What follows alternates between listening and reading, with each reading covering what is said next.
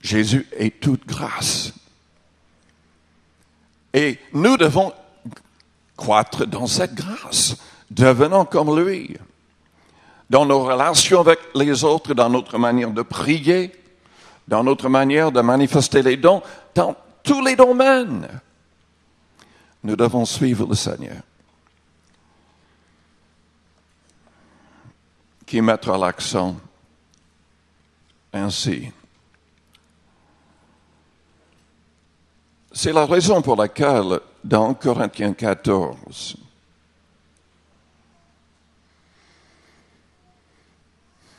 au verset 3, la Bible dit « Celui qui prophétise parle aux hommes, les édifie, les exhorte, les console. » Il n'y a jamais, on ne trouve pas le mot condamnation ou condamné.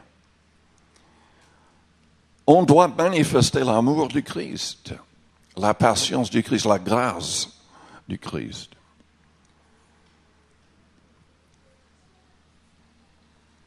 Et nous devons surtout éviter de juger. Car ce que j'ai constaté depuis que je suis chrétien, c'est quand nous faisons l'erreur de juger quelqu'un d'autre,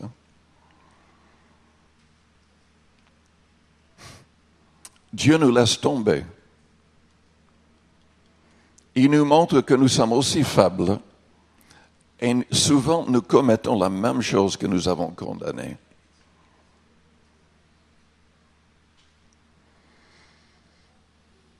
Nous devons faire très attention. Dieu veut que nous manifestions pleinement l'amour du Christ ainsi, la grâce du Christ.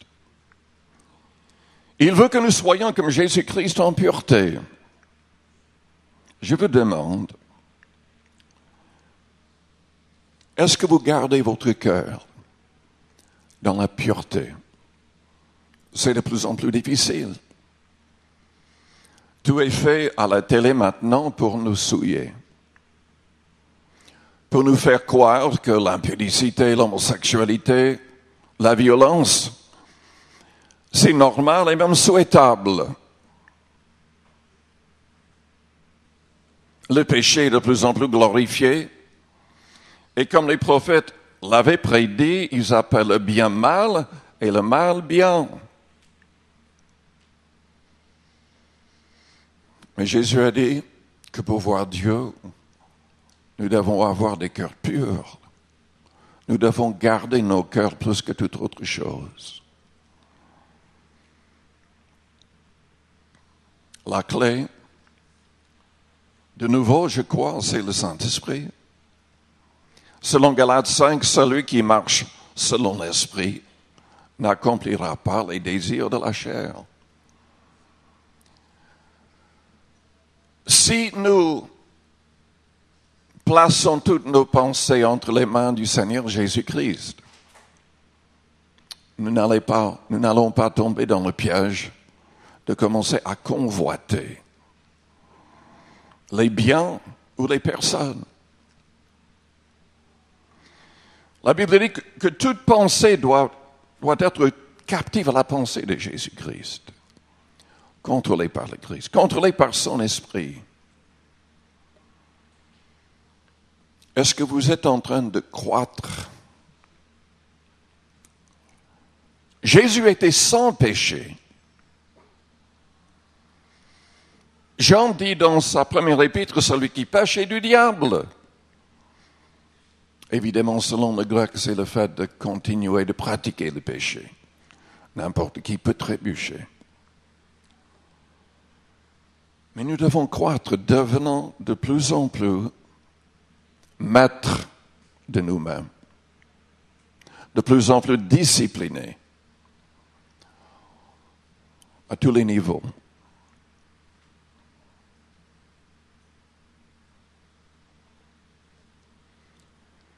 Le Seigneur désire que nous puissions grandir, croître en puissance.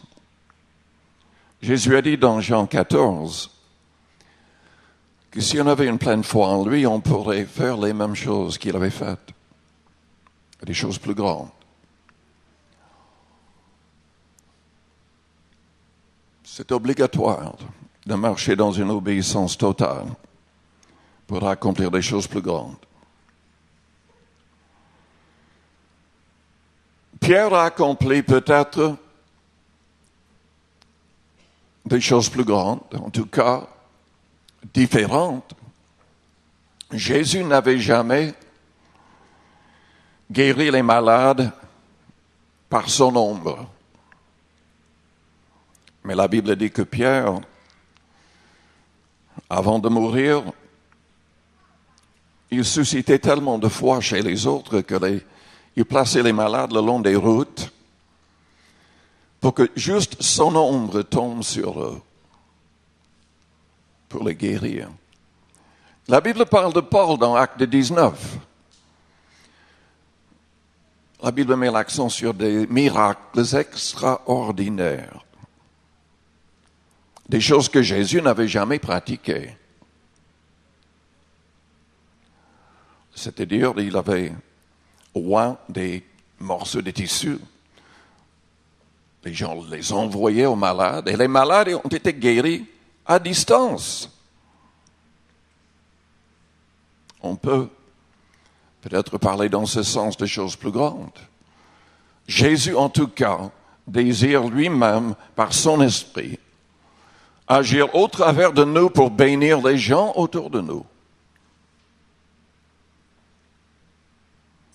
Des choses plus grandes. Sommes-nous en train de grandir? Sommes-nous en train de chercher ces choses? Est-ce que nous restons dans l'incrédulité? La clé, c'est la foi. Sans la foi, il est impossible de lui être agréable. Mais dans le même sens, le Saint-Esprit est une clé, est la clé. Car celui qui parle en langue s'édifie lui-même. Quand on prie en langue, quand on adore Dieu le Père en langue, on devient plus comme le Seigneur, on est rempli d'amour. Le Saint-Esprit nous interpelle, nous pousse à vivre de manière sainte. Cherchons la pureté. Et le Saint-Esprit nous augmente la foi pour qu'on puisse croire pour des choses plus grandes.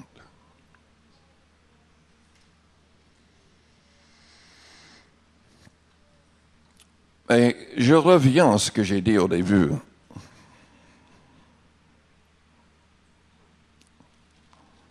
Ce qui est le plus important, c'est l'amour. C'est l'amour. Même la puissance est liée à l'amour.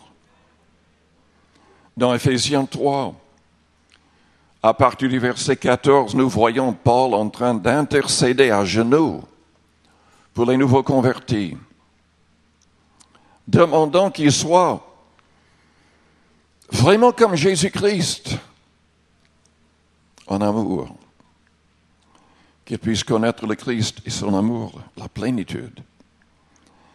Et il termine au verset 20 en disant, « Or à celui qui peut faire par la puissance qui agit en nous, infiniment au-delà de tout ce que nous demandons ou pensons, à lui soit la gloire dans l'Église et en Jésus-Christ, dans toutes les générations, au siècle des siècles. » Il voulait qu'il soit rempli jusqu'à toute la plénitude de Dieu, au verset 19. Quand on est rempli de toute la plénitude, alors Dieu sera prêt à faire au-delà de ce que nous pouvons imaginer ou demander dans la prière. Je vous invite à fermer vos yeux, à courber vos fronts, avec les yeux fermés, les fronts courbés.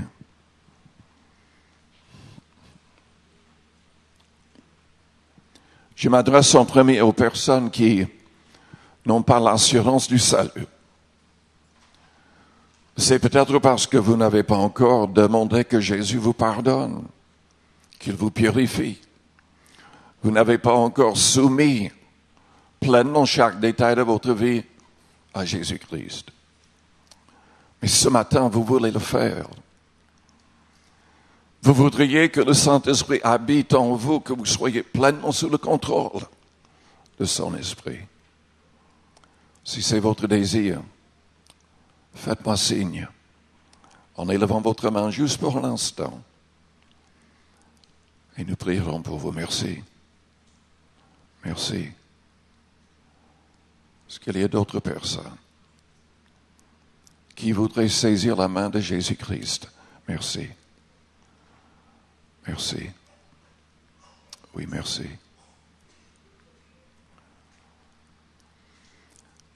Je m'adresse aussi aux chrétiens. Est-ce que vous êtes en train de croître dans l'amour, dans la sainteté, la pureté?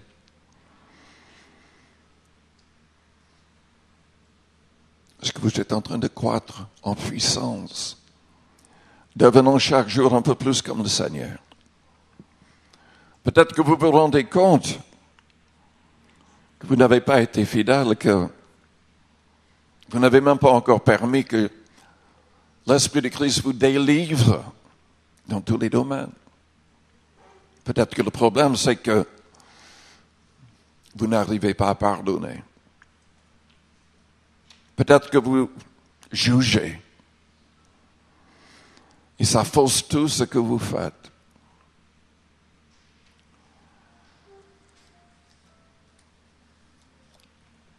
Si le Saint-Esprit vous parle, est en train de vous parler, et vous voulez